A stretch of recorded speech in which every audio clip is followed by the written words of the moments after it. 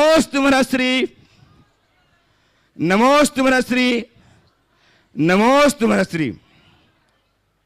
सारी भूमिका को विराम देते हुए सबसे पहले मैं आज प्रथम प्रश्न के लिए आमंत्रित कर रहा हूं श्रीमान प्रशांत जी, सुपुत्र श्री राजेंद्र कुमार जी जैन, श्रोमणी संरक्षक गौणायतन, जिन्हें आज सौभाग्य प्राप्त हुआ है पंचकर्म प्रतिष्ठा महोत्सव का ध्वजारोहण करने का। वे आए और प्रथम प्रश्न का समाधान प्राप्त करें। श्रीमान प्रशांत जी, सुपुत्र राजेंद्र कुमार जी जैन, मुंबई। तालियां बजाकर अभिनंदन करें। ऐसा व्यक्तित्व आज हमारे सामने है जिनके माध्यम से हम अपनी शंकाओं को तिरोहित कर पाएंगे। दोनों मुनि राजों के चरणों में त्रैबार नमोस्तु नमोस्तु नमोस्तु। महाराज जी, मेरा परम सौभाग्य कि आज महावीर जयंती के दिन और आपकी दीक्षा वाले दिन और पंच कल्याणक के समारोह में आने का मुझे बहुत सौभाग्य मिला और यहाँ की प्रतिमाएं बहुत ही मनोज्ञ हैं और आशा करता हूँ पुनः दर्शन लाभ मिलेगा। मेरी एक शंका थी कि जब हम मंदिर जी जाते हैं दर्शन के लिए, पूजन अभिषेक के लिए, तो एक समय सीमा लेके जाते हैं क्योंकि कार में जाना होता है, तो उसमें उस समय सीमा में क्या बेहतर है कि हम ज़्यादा प्रतिमाओं के अभिषेक करें थोड़ा जल्दी में, या आराम से एक प्रतिमा का करें, या 3 पूजा करें, या एक पूजा एकदम भावपूर्वक करें? ये बहुत ही, मेरा ज्ञान अल्प है तो बहुत ही उसी प्रकार की ये कोई भी धार्मिक क्रिया करे तो हम उसकी मात्रा की जगह उसके गुणों की तरफ ध्यान दें तो ज़्यादा अच्छा है।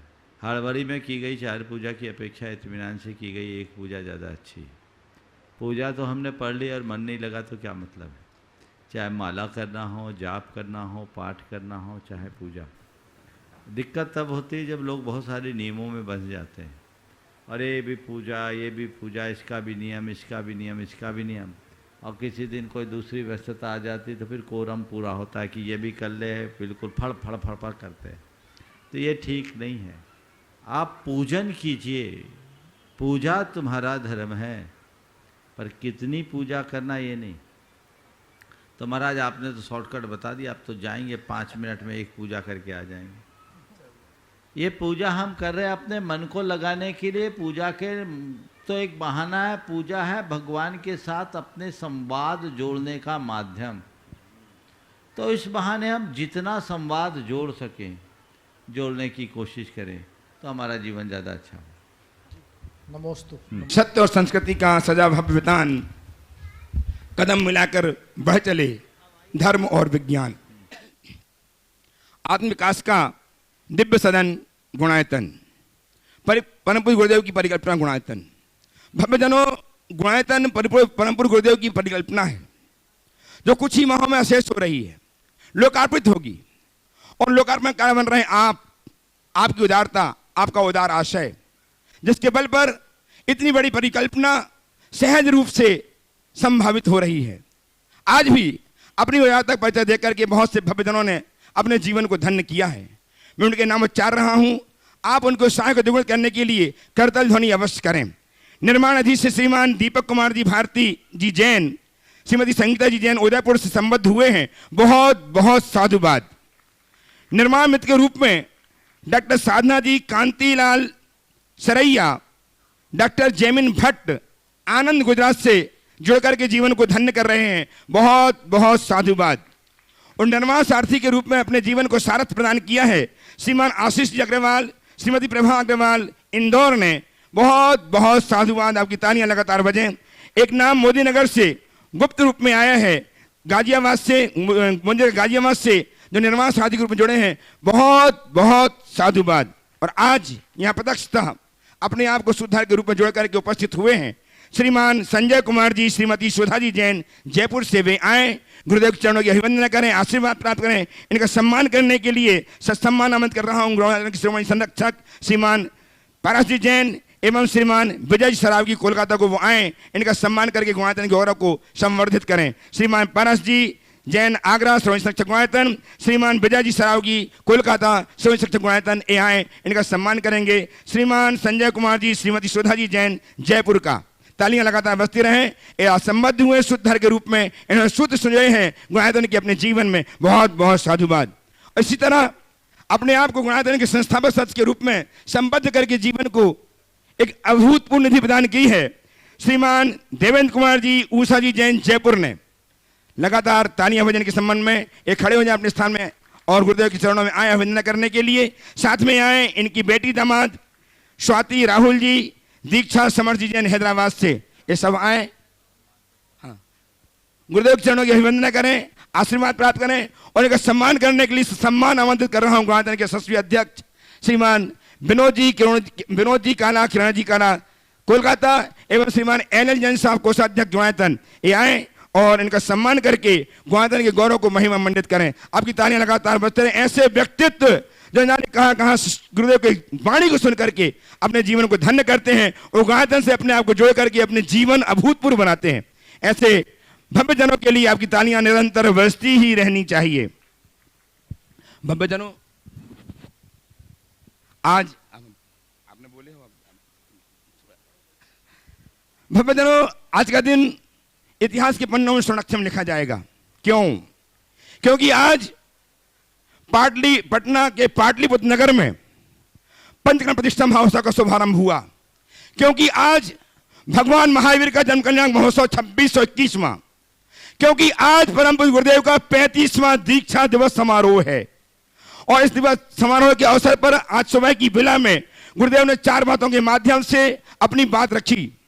इस पार, उस पार, बेड़ा पार और बंटा ढार और बेड़ा पार, इस 4 आज की बातें हैं, कल की सही। गुरुदेव ने 4 बातों के माध्यम से हम सबको उपदेश दिया और ये उपदेश हमारे जीवन को उस दिशा की ओर जाने वाला हुआ जो मुक्ति का मार्ग प्रशस्त करता है। और आज हमने गुरुदेव के जन्म दीक्षा दिवस के अवसर पर उनका दीक्षा मानने का प्रयास किया। ये साधु परमेष्ठी हैं, इनकी हम क्या कर पाएंगे वंदना, क्या कर पाएंगे अर्चना, ये अभूतपूर्व हुआ करते हैं। इनका आज 35वां दीक्षा दिवस मनाया। एक ओर जहां भगवान का जन्म हुआ, वहीं दूसरी ओर इसी बिहार में सुरेंद्र सोहनी के घर में एक लाल जन्मा नवीन के रूप में। और नवीन अपने आप को इतना नूतन करता गया कि 17 वर्ष की अवस्था में परम पूज्य आचार्य गुरुदेव के चरणों में अपने आप को समर्पित कर दिया।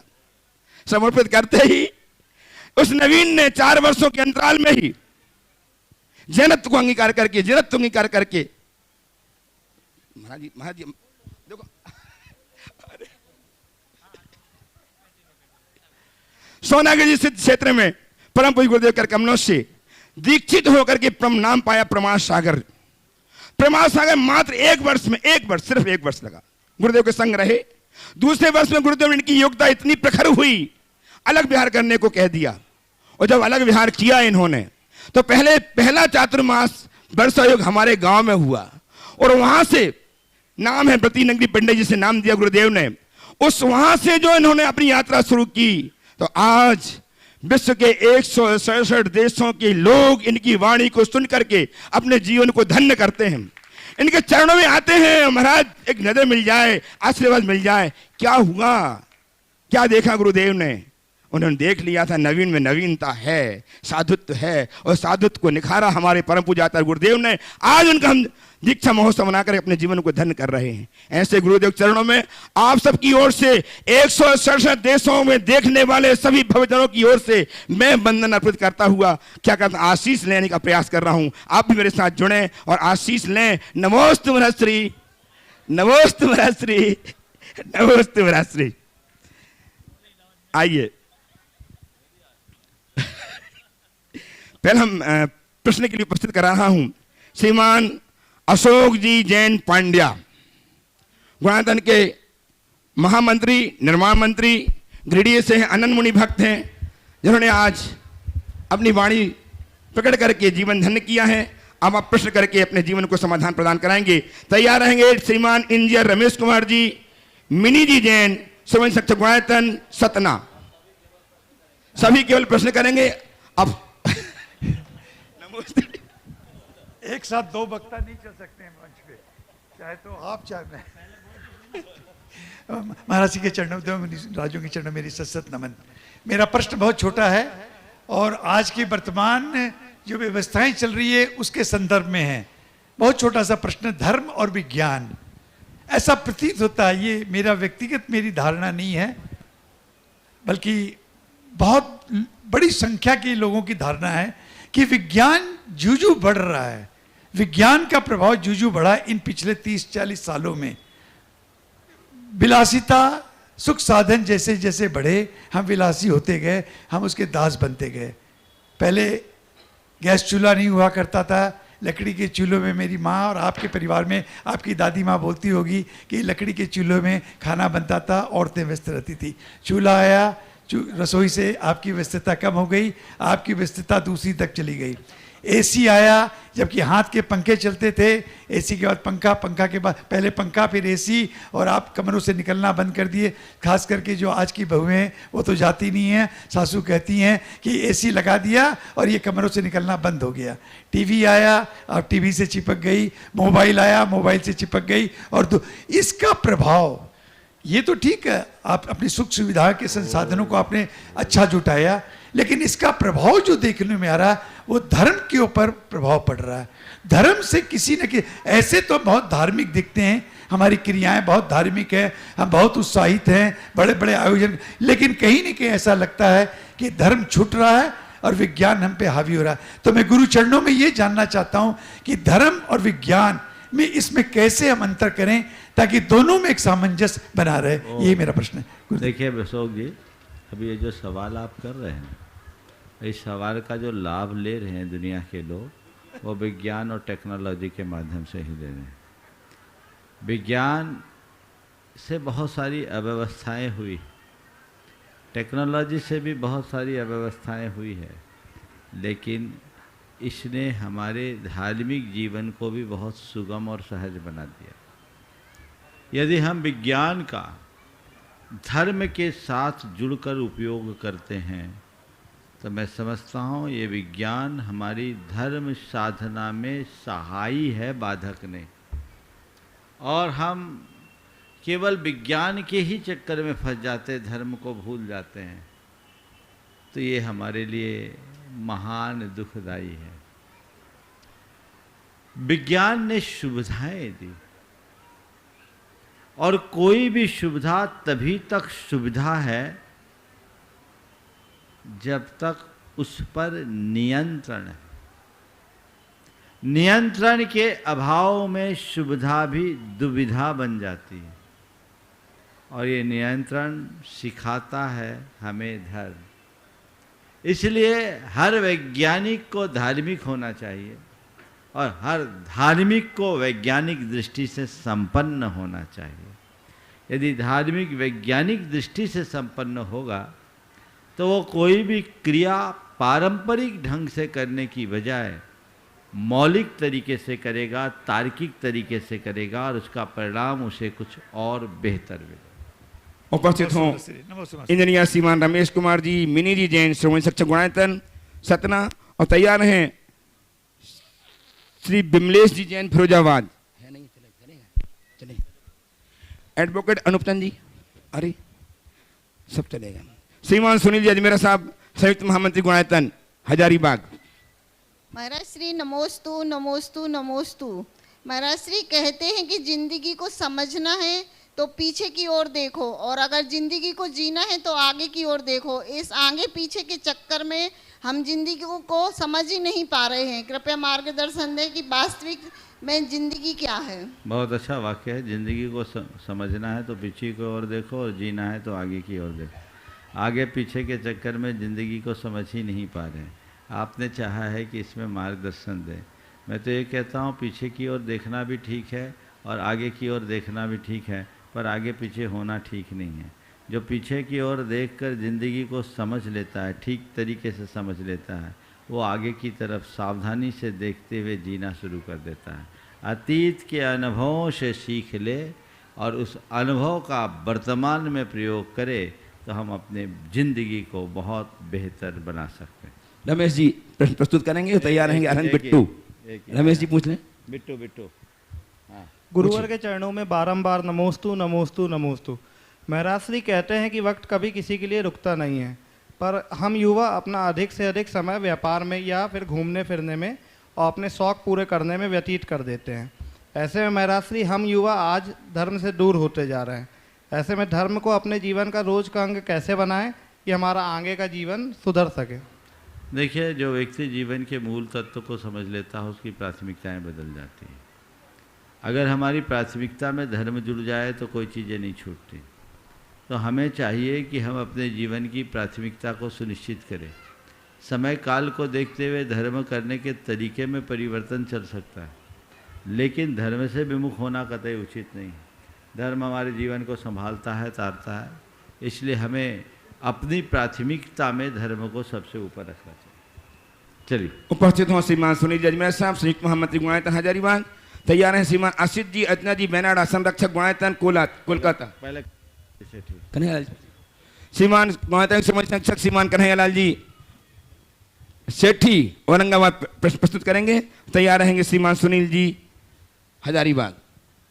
महाराज जी नमस्तु नमस्तु नमस्तु। महाराज जी मेरा प्रश्न ये है कि मेरा पूछना ये था कि भगवान का मंदिर में पूजा होती है, उसमें एक मंदिर का भगवान का हाथ निकल गया है, तो उसका पूजा करनी चाहिए कि नहीं करनी चाहिए, ये बताइए।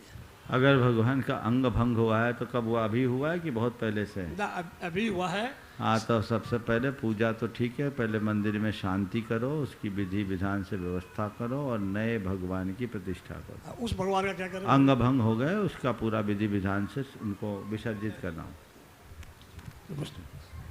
द्वैमुनि राजों के बेदी जी में रखना उचित नहीं। तैयार है। किसी को उसको निकालिए, जहाँ भी हुआ अलग से बात करके उसकी व्यवस्था बता दें।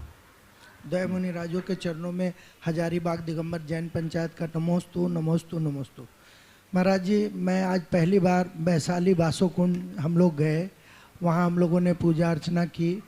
वहाँ मालूम पड़ा कि ये महावीर भगवान की जन्मस्थली है, लेकिन अभी तक हम लोग यही जानते हैं कि कुंडलपुर को 3 दिन से ये मानते हैं। चर्चा खूब हो गई, मैंने अपना अभिमत प्रकट कर दिया। और दूसरा सवाल करो। ठीक, नमोस्तु। आगे। हाँ, आशित जी अर्चना जी बेनाडा, संरक्षक गुणायतन कोलकाता उपस्थित हों। तैयार हैं श्रीमान राजेश जी जैन, पूर्व कमिश्नर रीवा भोपाल। नमोस्तु महाराज जी। महाराज जी, देवशास्त्र गुरु के सम्मुख भक्ति करने से निदति निकाचित कर्म कटते हैं, तो हम कैसी भक्ति करें कि निदति निकाचित कर्म भी कटे और जो विशुद्धि भी बढ़े? भक्ति है क्या?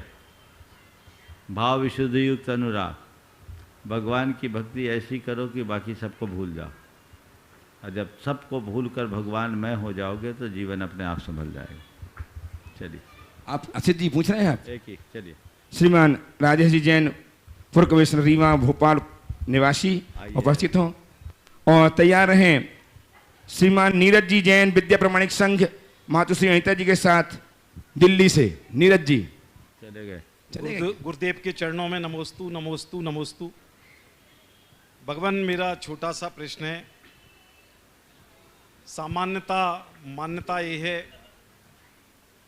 कि कई जन्मों के संचित पुण्य कर्मों के प्रताप से मनुष्य जीवन मिलता है, तो जीवन का उद्देश्य क्या है और जीवन को सर्वश्रेष्ठ या श्रेष्ठ कैसे बनाया जा सकता है? भगवान, देखिए, एक बीज होता है ना,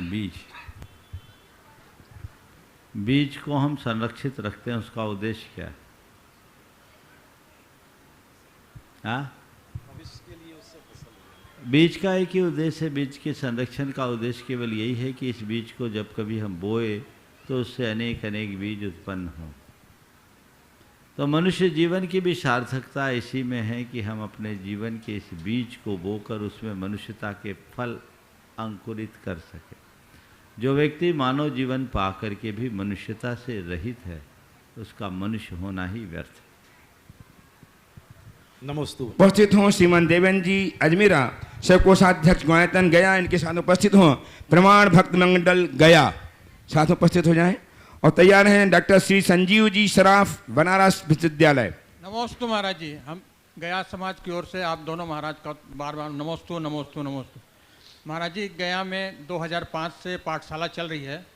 इस साल आज के दिन से उसको डिजिटाइल किया गया है, कैमरा वगैरह और वो टीवी वगैरह लगा कर। तो उसको वहाँ की जो संचालिका हैं आशा सेठी वगैरह ने पूछा है इसको हम आगे कैसे बढ़ाएं और इसमें क्या क्या हम लोगों को सावधानी रखनी चाहिए, इसको कैसे प्रोग्रेस। प्रामाणिक पाठशाला के लोगों से संपर्क करो, उनका मार्गदर्शन लो और उसके अनुरूप कार्य करो। वो लोग बहुत अच्छे तरीके से टेक्नोलॉजी का प्रयोग करके पाठशालाओं को संचालित कर रहे हैं। यदि उनका मार्गदर्शन लेके करेंगे तो बहुत अच्छा काम होगा। आपकी पाठशाला में ये जो उपक्रम किया गया बहुत स्वागत योग्य कदम है, इसे आगे बढ़ाना चाहिए। नमोस्तु महाराज जी। उपस्थित हो डॉक्टर श्री संजीव जी सराफ बनास विद्यालय और तैयार हैं श्रीमान पारस जी संभव जी जैन शिरोमणि संरक्षक गुणायतन आगरा। परम पूज्य मुनि श्री प्रमाण सागर जी, मुनि श्री अरह सागर जी महाराज के चरणों में सादर नमोस्तु। गुरुदेव, आपके अकाट्य प्रमाण जैन धर्म की प्राचीनता और वैज्ञानिकता को जन जन तक पहुंचाने में हम विद्वानों को एक संबल प्रदान करते हैं। मथुरा में देव निर्मित स्तूप और तक्षशिला में सिलेंड्रिकल स्तूप का जो वर्णन, जैन स्तूपों का वर्णन आता है, कुछ ग्रंथों में ये आता है कि स्तूप जैन धर्म में थूपे के नाम से विख्यात थे। तो यह जो स्तूपों की परंपरा है, इनका जैन धर्म में क्या महत्व रहा है? क्योंकि मथुरा भगवान महावीर के पट्ट शिष्य सुधर्माचार्य के शिष्य जम्बू स्वामी जी की मोक्ष स्थली भी रही है और आज महावीर जयंती भी है। इस पर हमारी शंकाओं का समाधान करें। देखिए, बहुत अच्छी बात है। सबसे पहले तो मैं चाहूँगा डॉक्टर संजीव का आप सब लोग एक बार करतल ध्वनि से अभिनंदन करें। ये जैन जगत के मूर्धन्य मनीषी विद्वानों में गिने जाते हैं। खासकर जैन इतिहास पर इन्होंने काफ़ी अच्छा काम किया है। निरंतर आगे इसी तरह काम करते रहे, मेरा आशीर्वाद। आपने जो सवाल किया है कि जैन परंपरा में स्तूपों का क्या संबंध है, जैन परंपरा में स्तूपों के संबंध के संदर्भ में जिसका आपने अभी उल्लेख किया, मैं समझता हूँ सबसे सबल प्रमाण तो वही है जो मथुरा के कंकाली टीला से निर्गत देव निर्मित स्तूप है। देव निर्मित स्तूप मथुरा के एक कंकाली टीला नाम के स्थान के उत्खनन से प्रकट हुआ, जिसके निर्माण काल का किसी को पता नहीं। इसलिए उस स्तूप को देव निर्मित स्तूप कहा जाता है। उस स्तूप से अनेक जीन प्रतिमाएँ और एक आयाक पट्ट निकला, जो जैन परंपरा के इतिहास को, खासकर दिगंबरत्व के इतिहास को और प्रकट करता है। उस स्तूप के संदर्भ में विज्ञानों ने स्पष्ट लिखा है। डॉक्टर फुहरर और विसेंट ए स्मिथ जैसे लोगों ने मथुरा एंड जैनिज्म में जैसे कृतियों में लिखा है कि पूरी तरह जैन स्तूप है और उससे जो कुषाण काली नरनाथ भगवान की प्रतिमा और अन्य शायद 111 प्रतिमाएं वहाँ से निकली। तो ये सब हमारे इतिहास का एक बहुत बड़ा दस्तावेज है। प्रोफेसर रमेश चंद्र शर्मा के अनुसार ईसा पूर्व 7वीं शताब्दी में उसका जीर्णोद्धार हुआ था। यानी भगवान महावीर के जन्म से पूर्व जिसका जीर्णोद्धार हुआ है, तो उसका निर्माण तो भगवान महावीर के पहले हो चुका था, इसमें कोई संशय नहीं है। इसलिए जैन धर्म को भगवान महावीर से पूर्ववर्ती होने के प्रमाण स्वरूप भी देव निर्मित स्तूप का उल्लेख किया जाता है। यह पुरातात्विक दृष्टि से है। तक्षशिला के स्तूप की भी चर्चा आपने की। हम अपने शास्त्रों की बात करते हैं तो हमारे ग्रंथों में स्तूपों का अनेक सा उल्लेख मिलता है। खासकर तिलोपन्नति जैसे ग्रंथ में हमारे सारे अकृत्रिम जिनालयों में अनेक स्तूपों का उल्लेख है। जो हमारे पांडुकवन आदि वन हैं, इन वनों में नंदीश्वर द्वीप है, इनके वनों में जो इस मंदिरों की रचना है उनमें अनेक अनेक स्तूप हैं। और भगवान के समो सदन में भवन भूमि के सड़क के दोनों किनारे पर 9 यानी एक एक दिशा में 18 कुल 72 स्तूपों का उल्लेख मिलता है। और स्तूपों का आकार भी हमारे शास्त्रों में मिलता है, तो उसी अनुरूप है जैसे आज के प्राचीन स्तूप दिखते हैं। इन स्तूपों में अरहंत और सिद्धों की प्रतिमा का भी उल्लेख मिलता है। तो जैन परंपरा में स्तूप हमारे एक प्राचीन पूज्य स्मारक के रूप में प्रसिद्ध और प्रतिष्ठापित रहे हैं, इसमें कोई संशय नहीं है। इसलिए जो हमारे कुछ इतिहास विज्ञ विद्वानों ने स्तूप देख करके ही सीधे सीधे से बौद्ध कह दिया, और ऐसा करके उन्होंने हमारे अनेक जैन तीर्थों या जैन क्षेत्रों की घोर उपेक्षा की। उन्हें चाहिए कि इन तथ्यों को ठीक तरीके से समझकर भारत के इतिहास को ठीक ढंग से रेखांकित करें। उपस्थित हों गुणायतन के श्रोमणी संरक्षक श्रीमान पारस जी संभव जी जैन आगरा से तैयार हैं। आज जो संस्थापक सदस्य रूप में संबद्ध हुए हैं श्रीमान देवेंद्र जी ऊषा जी जैन जयपुर से। क्या कहूं उनके लिए जो सूरज के समान हैं, अभी धरती पर हैं मेरे गुरुवर, भविष्य के भगवान हैं। नमोस्तु गुरु, नमोस्तु। महर्षि, शंका मेरी ये है, बेटा मेरे साथ में है, आजकल की यूथ जो है जिस तरह से देखती है तो समझती है सारे धर्म एक समान है, तो कहीं भी गुरुद्वारे में या किसी भी मंदिर में या किसी भी जैसे हाथ जोड़ते, तो इनको कैसे समझाया जाए कि जैन धर्म कैसे श्रेष्ठ है? देखिए, ये कंसेप्ट आजकल बिल्कुल तेज़ी से बढ़ रहा है, गॉड इज वन। ये बातें थोड़ी समझने की है। हम सब के प्रति एक सा भाव रखें, मानवता की दृष्टि रखें, ये तो अनुकरणीय है, लेकिन धर्म के संदर्भ में हमें बहुत स्पष्ट दृष्टि रखनी चाहिए। हम धर्म को धारते क्यों, हमारा धर्म क्या है और हमारा भगवान क्या है। जैन धर्म किसी ऐसे भगवान के ऊपर विश्वास ही नहीं करता जो जगत कर्ता, जगत नियंता या जगत पालक हो। जैन धर्म कहता है संसार स्वभावतः संचालित है। हम जिनको भगवान के रूप में पूजते हैं वे तो हमारे लिए केवल एक आदर्श और प्रेरणा मात्र है। भगवान हमसे पृथक कहीं नहीं है। अप्पा सो परमप्पा, आत्मा ही परमात्मा है। जो हम हैं वही भगवान है। अंतर यदि कुछ है तो कुल इतना है कि हम में विकार है, वे निर्विकार है। तो हम निर्विकार परमात्मा के चरणों में जाकर अपने जीवन को विकार मुक्त करने की प्रेरणा और प्रार्थना लेकर जाते हैं। उनसे प्रेरणा लेते हैं, पाते हैं और वहाँ जाकर प्रार्थना करते हैं। हमारी पूजा आराधना का मूल मकसद केवल यही है।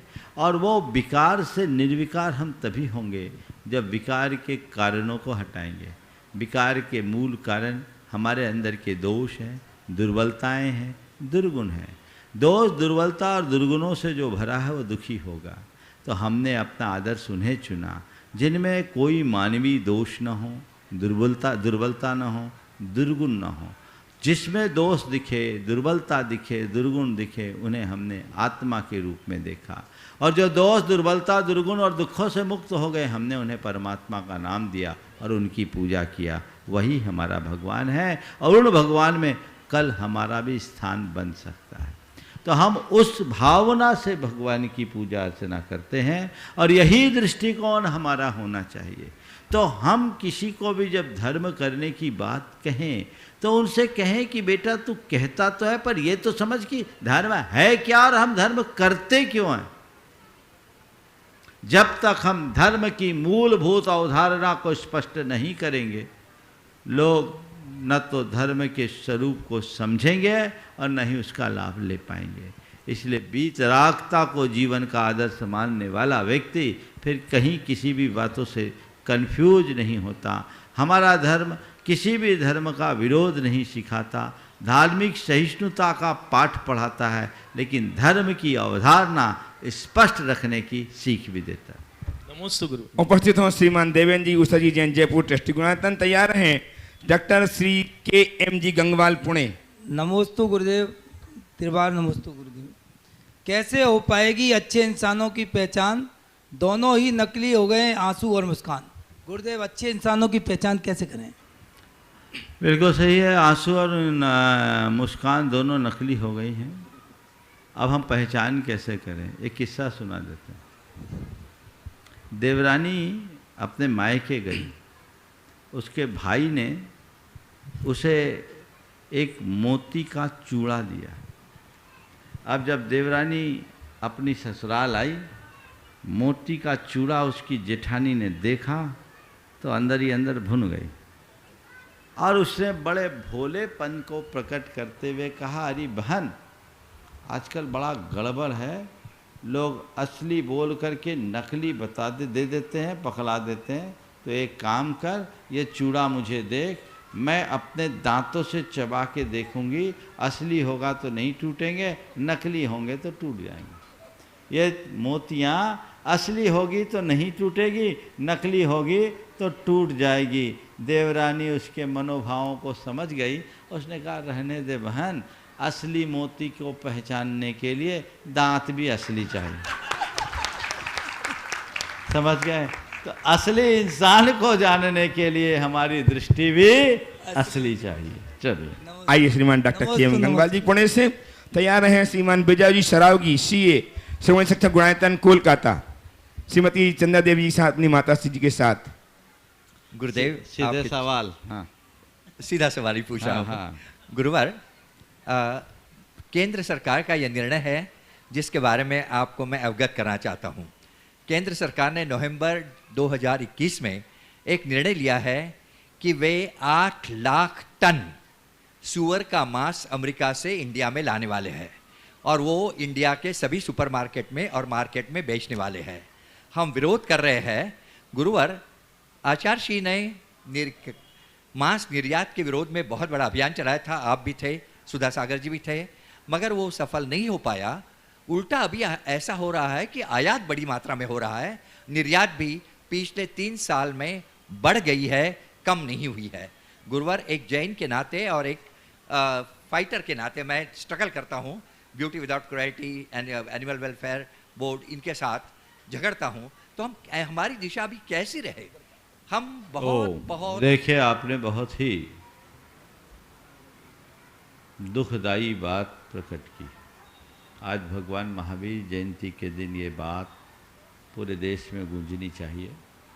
अगर आपने मुझे पहले अवगत कराया होता तो शायद आज का संदर्भ भी कुछ और होता, लेकिन ये सरकार की अगर ऐसी नीति है तो ये ठीक बात नहीं। पिंक क्रांति के रूप में इसको उठाया जा रहा है। हालांकि एक समय था जब प्रधानमंत्री जी जब गुजरात के मुख्यमंत्री होते थे तो खुद इसका विरोध करते थे। ये बड़े आश्चर्य की बात है कि आज उनके ही शासनकाल में ये नीति पूरी तरह से पलट रही। इस देश में यदि इस तरह की चीज़ों को बढ़ावा दिया जाएगा तो भारत अपनी पहचान खो देगा, और न केवल पहचान खो देगा, भारत की समृद्धि भी समाप्त हो जाएगी। आज भारत बहुत तेज़ी से आगे बढ़ रहा है और भारत को अगर हमें इसी तरह से सरसब्ज होते देखना है तो हमें चाहिए कि इस भारत की धरती को रक्त रंजित होने से बचाएं, इसे खूनों से न सींचे। इस भारत में दूध की नदियां बहती थी, उसे बहाने का उपक्रम करें। इसके लिए सारे लोगों को मिलजुल करके पुरजोर प्रतिरोध करना चाहिए। चूँकि आज आपने मुझे बताया है, मैं इसका पूरा विस्तृत स्वरूप जानना चाहूँगा और उसके बाद देश भर के सारे अहिंसा प्रेमी, न केवल अहिंसा प्रेमी अपितु संस्कृति प्रेमियों से भी ये कहूँगा कि सरकार की ऐसी नीति का मुखर विरोध करे, सरकार से सीधे बात करे, ताकि इस तरह की चीज़ों से बचाया जा सके। उपस्थित हों गणाधर के श्रोमणी संरक्षक श्रीमान विजय सराव की सीए अपनी मातुश्री चंदा देवी के साथ कोलकाता से, और तैयार रहें गणाधर के यशस्वी अध्यक्ष श्रीमान विनोद जी काला, श्रीमती किरण जी काला कोलकाता से। गुरुदेव के चरणों में बारंबार नमोस्तु। गुरुदेव, आप कहते हैं ऊंचाई वे ही छूते हैं जिनमें गहराई होती है। जीवन में गहराई कैसे प्राप्त करें? ऊंचाई वे ही छूते हैं जिनमें गहराई होती है।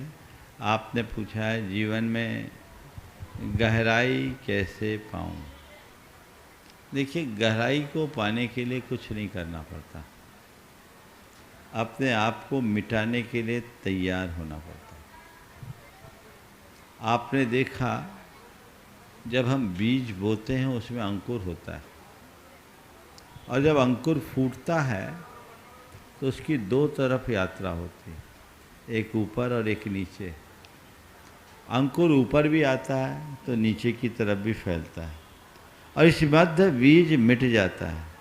बीज मिटता है तो उस अंकुर से अन्न और जटाएं फूटती हैं, और वो बढ़ करके अपनी जड़ बन जाती है, और वो खुद गहरा होता जाता है। ऊंचाई अपने आप मिलते जाते हैं। इसलिए मैं कहता हूँ ऊंचाई सदैव गहराई सापेक्ष होती है, और ऊंचाई पाना है तो अपने आप को मिटाने के लिए तैयार हो जाओ, यानी अपने अहम को मिटा दो। जो मनुष्य अपने अहंकार को मिटा देता है उसके जीवन में विनम्रता आती है, और यही विनम्रता उसके जीवन में नई ऊंचाई प्रदान करती है। नमस्ते। उपस्थित हों गणाधर के यशस्वी अध्यक्ष, आप तालियां बजा करके इनका मेरे साथ बुलाएंगे। आप इनको बुलाते हैं, उपस्थित करी होगी श्रीमान विनोद जी, श्रीमती किरण जी काला कोलकाता गणाधर के यशस्वी अध्यक्ष। तालियां बजाकर अभिनंदन कीजिएगा। नमोस्तु महाराज श्री। कहते हैं कि जो अपना समय नष्ट करता है वो अपना जीवन नष्ट करता है। तो समय तो तभी बचाया जा सकता है जब हम उसे अपने सदुपयोग में लाएं या अच्छे कार्य करें। और अगर वो समय हम फालतू के कामों में नष्ट होता है, इधर उधर की बातों में नष्ट होता है, तो वो भी तो समय व्यर्थ ही जा रहा है, मतलब उसमें भी तो जीवन नष्ट को ही कहा जाता है। तो ऐसा क्या किया जाए कि हम अपना समय अच्छे कामों में लगाएं जिससे हमारा जीवन और समय बचे? देखिए, समय का नष्ट होना और समय का उपयोग करना दो अलग अलग चीज़ें। समय तो अपनी गति से चल रहा है, अब गति से चल रहा है, यदि हमने उसका सदुपयोग कर लिया तो समय का उपयोग है, और सदुपयोग नहीं किया तो दुरुपयोग है, समय का विनाश है। समय को हम काटते नहीं कि टुकड़े करके उसको डिस्ट्रॉय कर दें। समय को ठीक तरीके से यूटिलाइज नहीं करना ही समय को खोना है या समय को नष्ट करना है। तो व्यक्ति को चाहिए अपने जीवन की प्राथमिकताओं को सुनिश्चित करे और ये तय करे कि मुझे क्या करना है और क्या नहीं करना। जो चीज़ें करने योग्य है उसे समय पर कर ले, और जो करने के अयोग्य है उसकी तरफ देखे भी नहीं। तभी हम अपने समय का सही उपयोग कर सकते हैं। जो लोग आगे बढ़ते हैं, जो लोग ऊंचाइयां छूते हैं, जिनके जीवन का बड़ा लक्ष्य होता है, वो छोटी छोटी बातों पर ध्यान ही नहीं देते। वे अपने काम से काम रखते हैं, प्रयोजन से प्रयोजन रखते हैं, और काम से काम रखने या प्रयोजन से प्रयोजन रख करके चलने वाले होने के कारण उनको उनका समय कैसे बीतता है पता ही नहीं लगता, और बाकी लोग बिना मतलब की बातों में अपना जीव उलझाते हैं और उलझ के रह जाते हैं। उपस्थित हों विनोद जी। हाँ। जय जिनेंद्र। जय जिनेंद्र। आवाज में दम लाइए भाई साहब, थोड़े दम होने से मस्ती आती है, जोश आता है, सब कुछ आता है। जय जिनेंद्र। महिलाएं चुप हैं आज, मौन व्रत तो नहीं लिया आपने, बोलिए जय जिनेंद्र। माशी आज यहाँ आकर बड़ा अच्छा लग रहा है। अच्छा इसलिए लग रहा है कि इतनी अच्छी आवभगत हुई है, सुबह से इतनी अच्छी रहने की जगह, इतना अच्छा भोजन की व्यवस्था, इतने सब कुछ बहुत ही अच्छा। और इसलिए मैं पटना वासियों को thank you thank you thank you बहुत बहुत आपने हमारे देखा, हम लोगों को देखा है, और गुणायतन परिवार की तरफ से, सेवायतन परिवार की तरफ से, और जो भी बाहर से आए हैं उन सब की तरफ से आपको एक बार फिर धन्यवाद धन्यवाद और धन्यवाद। और इससे भी अच्छा इसलिए लग रहा है महर्षि कि आज मैं जितने बच्चों को देख रहा हूँ, मैंने इतने बच्चे देखे नहीं है, साथ में लाए हैं। ये माताएं वाकई में अपने बच्चों को रियली चाहती हैं, क्योंकि उनका कल्याण इसी में होना है कि आप ऐसी जगह लाओ, ऐसे धर्म संस्कार की जगह लाओ कि जहाँ पर कुछ सीख के जाएं। आप सोचते हो टीवी में सब सीख जाते हैं, टीवी में कुछ नहीं सीखते। टीवी में सारी के सारी पांचों इंद्रियां काम नहीं करती।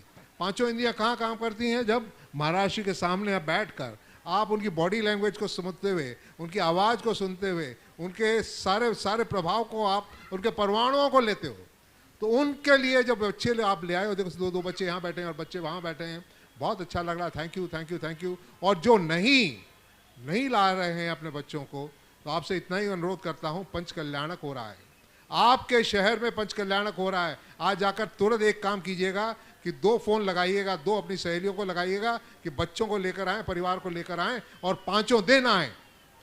5 दिन में जितना लाभ अपने बच्चों को आप दे पाओगे, अपने आप को दे पाओगे, यकीन मानना कि ये लाभ आप कहीं नहीं दे पाओगे। तो ये आपको एक सौभाग्य मिला है। ऐसे सौभाग्य को, तकदीर को आप संजो कर अच्छी तरह से रखना और इसको अच्छी तरह से लगाना। थोड़ी देर पहले मैंने समय को उपयोग आप सही तरीके से करना चाहते हो तो बच्चों को भी साथ में लेकर आना प्लीज। आप जो माताएं लेकर आई हैं उन्हें सैल्यूट करता है Vinod Kala. Thank you thank you thank you. आप really you look after your children. मैं बोलता हूँ, मेरी किरण जो है, बच्चों को हम लोग शुरू से अपने साथ में ले गए, सब जगह ले गए, और अब जब हम लोग जाते हैं तो बच्चे ना नहीं करते। जहाँ जाते हैं, विधान में जाते हैं, सब के सब परिवार पूरा साथ में जाता है। ये इसलिए हुआ है कि अब भी वो शुरुआत में हमने ऐसे संस्कार दिए, इसने दिए, मैंने तो कम दिए, इसने ही दिए ज़्यादा। तो इसलिए thank you thank you thank you. आप ऐसे ही करिए। धन्यवाद। उपस्थित हों। एक क्वेश्चन एक क्वेश्चन मेरी तरफ से नहीं है, मेरे संपतलाल जी छाबड़ा कलकत्ते की तरफ से है। क्या वर्तमान में भारतवर्ष में निश्चय रत्नधारी मुनि हो सकते हैं? क्या निश्चय रत्नधारी सिर्फ छायक सम्यक दृष्टि ही हो सकते हैं? ये 2 क्वेश्चन। देखिए, सैद्धांतिक प्रश्न है।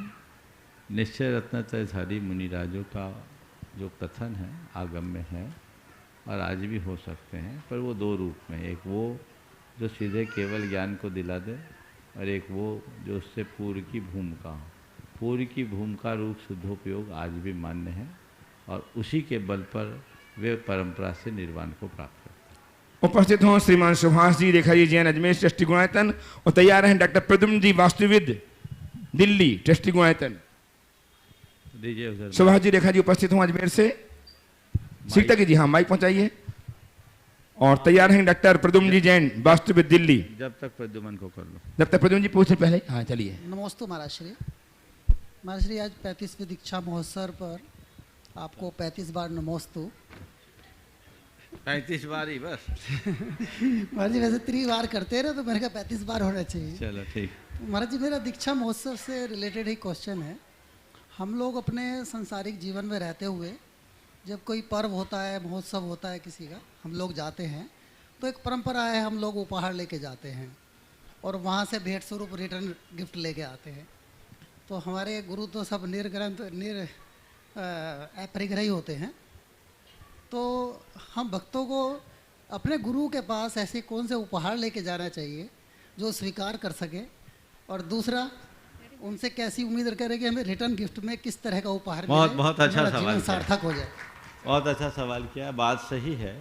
गुरुजनों के पास यदि आप किसी ऐसे मौके पर आपकी भाषा में आप उनको विश करने जा रहे हैं, है ना, आपकी भाषा में बोला, हालांकि सच्चे अर्थों में ऐसे कार्यक्रमों में आप उनकी वंदना करने जाते हैं, तो क्या करें, क्या उपहार दें? बिना उपहार के तो काम नहीं होना चाहिए। बस मैं यही कहना चाहूँगा, गुरु चरणों में यदि किसी गुरु की शरण में जाकर के आप कुछ पाना चाहते हैं और उन्हें कुछ देना चाहते, कुछ मत करो। अपने जीवन की बुराइयां उनको समर्पित कर दो और अच्छाइयों को ग्रहण करने का संकल्प उनसे ले लो, जीवन तर जाएगा। नमस्ते महाराज। सुभाष जी रेखा जी उपस्थित हों अजमेर से। तैयार हैं श्रीमान सुभाष जी CEO गुणायतन एवं चंद्रशेखर जी जैन आर्किटेक्ट गुणायतन विदिशा। नमोस्तु गुरुदेव।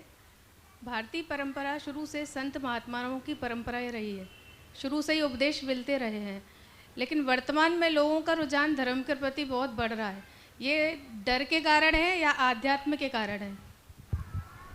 देखो, ये धर्म के प्रति रुझान बढ़ रहा है, वर्तमान में बढ़ रहा है, ऐसा नहीं है। अभी धर्म में बढ़ रहा है। एक ज़माना था जब सब में धर्म था। ये मैं ये कहूँगा कि बीच के दिनों में लोगों का धर्म के प्रति रुझान कम हुआ था, लोग भटक गए थे। अब ये स्वर्ण काल आया कि लोग धर्म की तरफ रुझान बढ़ा रहे हैं, और धर्म के प्रति रुझान बढ़ने की वजह में एक बड़ी वजह है साधु संतों का समागम, उनका संसर्ग। अब आपने पूछा ये धर्म वास्तविक डर के कारण है या अध्यात्म के कारण है? देखिए, धर्म तो धर्म के कारण है। कई ऐसे हैं जो डर के कारण भी हैं, कई अपने संस्कारवश भी हैं, कई दूसरों से प्रेरित होकर के भी धर्म करते हैं, और बहुत थोड़े लोग हैं जो धर्म के मर्म को जानकर धर्म करते हैं। पर मैं मानता हूँ लोग धर्म करें, किसी भी तरीके से धर्म करें, जितना आप धर्म करोगे समाज से अधर्म दूर होगा, और जब समाज से अधर्म जाएगा तभी हम समाज को समुन्नत करने में समर्थ हो पाएंगे। उपस्थित हों श्रीमान सुभाष जी CEO गुणायतन एवं श्रीमान चंद्रशेखर जी आर्किटेक्ट गुणायतन, और तैयार रहेंगे श्रीमान अनिल जी संगीता जी सेठी उपाध्यक्ष गुणायतन ट्रस्टी गुणायतन हजारीबाग। परम श्रद्धेय मुनिदेव के चरणों में शतशत नमन। परम पूज्य गुरुदेव मुनि श्री 108 प्रमाण सागर जी महाराज के चरणों में शतशत नमन। गुरुदेव, आज प्रश्न नहीं पूछकर 2 शब्द बोलना चाहता हूँ, अगर आपकी आज्ञा हो। गुरुदेव, आज का ये छोटी सी विनयाഞ്जलि मेरी देना चाहता हूँ। गुरुदेव 14 साल से आपके चरणों में हूँ, आपके चरणों से जुड़ा हूँ, और उसमें मैंने देखा है कि ऐसे तो सब दुनिया जानती है कि आप में कितने गुण हैं, जो 28 मूल गुणों का तो पालन आप कितनी अच्छी चर्या से करते हैं, सब लोग जानते हैं। लेकिन जो मैंने अपना देखा है वही आपके चरणों में रखना चाहता हूँ। आपकी तरह 4 ही गुण बातों पे बात करूँगा। पहला तो है मैनेजमेंट गुरु। गुरुदेव, जो आपकी स्किल है R&D करना, फिर उसको डिसीजन लेना, फिर उसका कम्युनिकेशन प्रॉपर करना, और बाद में मॉनिटरिंग करना। गुरुदेव, ये मैनेजमेंट गुरु का जो आपका जो गुण है वो मेरे को बहुत प्रभावित करता है। गुरुदेव, दूसरा आपका जो जन कल्याण की भावना, जिसमें आपने भावना योग और ये दूसरी जो चीज़ें की हैं, भावना योग और ये मंगल भावना, ये आपकी जल कल्याण की भावना को दर्शाती है गुरुदेव। ये भी बहुत बड़ी चीज़ है गुरुदेव। और अहिंसा और वीतरागता के प्रति आपका समर्पण, आपके सारे कार्यकलापों में अहिंसा और वीतरागता झलकती है, सारे आपके उपदेशों में अहिंसा और वीतरागता झलकती है गुरुदेव। और धर्म प्रभावना के प्रति आपका जो रुझान है, जो विज्ञान और धर्म का आपने सम्मिश्रण गुणायतन के रूप में इस संसार को दिया है, वह अद्वितीय है। मैं आपके चरणों में शत नमन करता हूँ गुरुदेव। गुरुदेव और नमोस्तु गुरुदेव। चंद्रशेखर, हाँ। नमोस्तु। चलिए, एक दिन मैं ना बोल करके आप लोगों को ही नंबर दे दूंगा। महाराज श्री के चरणों में नमोस्तु। महाराज श्री, अगर हम तत्व ज्ञान के पूर्व संसार तत्व ज्ञान के साथ संसार से अगर उदास नहीं होंगे तो हमें शायद जीवन के अंतिम दिनों में निराश होना पड़ेगा। तो हम हमारे तत्व ज्ञान को कैसे बढ़ाएं? तत्व ज्ञान को कैसे बढ़ाएं? बताओ, हीरो की परख सीखने के लिए क्या करना पड़ता है? उसको कसौटी पे कर। हीरे की परख सीखने के लिए क्या करना पड़ता है? उसकी हार्डनेस को जानना पड़ेगा। हीरे की परख जानने के लिए जोहरी के पास जाना पड़ेगा। थोड़े दिन जोहरी के पास रहोगे, कुछ नहीं भी करोगे तो आदान प्रदान देखते देखते तुम्हें हीरे की परख आ जाएगी। तो सच्चे अर्थों में तत्व ज्ञान को पाना चाहते हो तो तत्व ज्ञानी की शरण में आ जाओ, सब बातें अपने आप हो जाएगी और उनसे जो प्रेरणा मिलेगी वो तुम्हारे जीवन को धन्य करेगी। नमस्ते। उपस्थित हों गणाधान के उपाध्यक्ष, गृहस्थ जीवन के अग्रज श्रीमान आनंद जी, संगीता जी सेठी, अरविंद जी, पायल जी सेठी, हजारीबाग। और तैयार रहेंगी श्रीमती चंद्रिका जी पाटनी, रांची, सुश्राविका बहन, ब्रति बहन, शकुन दीदी सागर के साथ। नमोस्तु महाराज जी। महाराज जी, मेरा प्रश्न है, जीभ चाहे कितनी भी बार दांत चाहे जितनी बार जीभ को काटे फिर भी दोनों साथ रहते हैं और साथ काम करते हैं, तो ऐसी क्षमा और संबंध की भावना हम अपने रिश्तों में कैसे लाएं? दांत चाहे कितनी भी बार जीभ को काटे, दोनों साथ रहते हैं। आप चाहते हो कि दांत और जीभ जैसी क्षमा और प्रेम कैसे लाएं? दांत और जीभ के जैसे संबंध कैसे लाएं? देखो, मैं एक बात बोलूं, दांत और जीभ दोनों साथ रहते हैं ना, ये प्रेमवश रहते हैं या मजबूरीवश? दोनों दृष्टियां। अब बेचारी जीभ के पास कोई चारा ही नहीं बचता, दांत भींचते रहता, बेचारी कटते रहती है। हाँ, जीभ की धैर्य की सराहना करनी पड़ेगी। जब तक जीभ में धैर्य रहता है, दांत सलामत रहते हैं। जिस दिन जीभ अधीर होकर कुछ बक देती है तो बत्ती सी बाहर आ जाती है। समझ गए? तो अब आपके सवाल के दूसरे पहलू पर मैं आता हूं। दांत और जीभ एक दूसरे के साथ रहते हैं और बड़ा तालमेल बनाकर रहे तो कभी कटता ही नहीं। जीभ कब कटती है? जब वो कुछ ज़्यादा चलने लगती है तो दांत के नीचे आ जाती है। जीभ अगर हिसाब से चले तो कभी कटती है क्या? अगर दांत के बीच रहने पर जीभ कटती हो तो रोज कटे।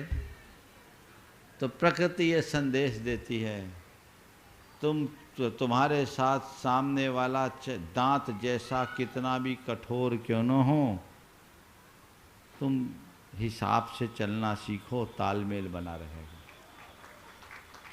और तुम थोड़े चपल हो जाओगे तो जीभ दांत के नीचे आएगी।